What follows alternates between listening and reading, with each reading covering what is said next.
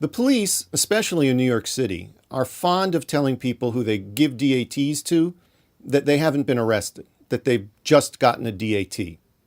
Now, I know it's tempting to want to believe this because it's not nice to consider that you've been arrested, but you're entitled to know the truth, and the truth is that you have been arrested. And let's look at the evidence for this. First, especially in New York City, if you got a DAT, you were fingerprinted and photographed. Why were you fingerprinted and photographed? You were fingerprinted and photographed because that's arrest procedure. That's what happens.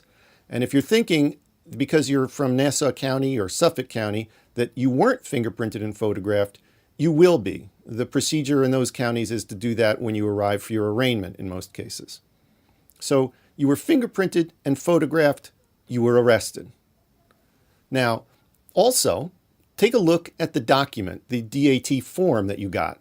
Now, I'm talking now about the one from New York City, but the ones from other counties will be similar. This document orders you to go to criminal court to face charges of a crime. Now, let's unpack that for a bit.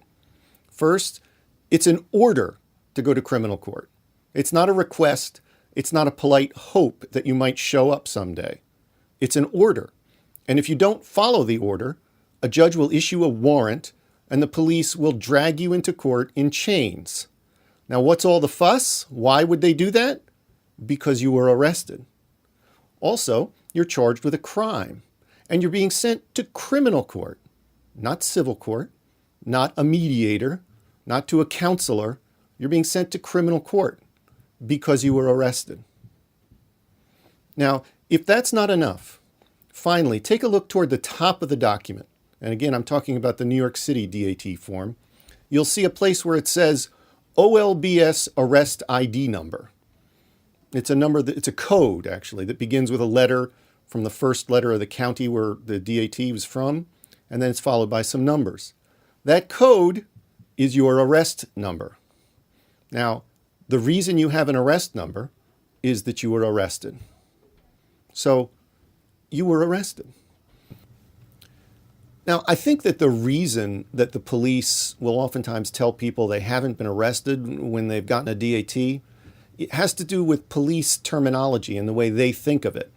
I think that the way the police think about it is that if someone is held in custody for about 24 hours to see the judge, a process called going through the system by the courts, a person who goes through the system has been arrested. Whereas somebody who gets a desk appearance ticket has not.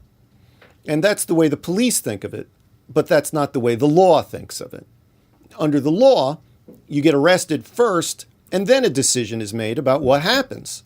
And you can either be held in custody to be put through the system, or you can be released on a desk appearance ticket.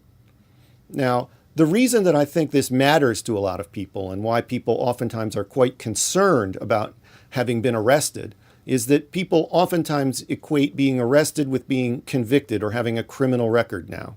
And the truth is, you don't have a criminal record. Being arrested simply means you've been accused of a crime. There's only one way to be convicted of a crime, and that's to either plead guilty to or be found guilty of a crime. And that hasn't happened yet. You've just been arrested. The good news is that being arrested is not the end of the world.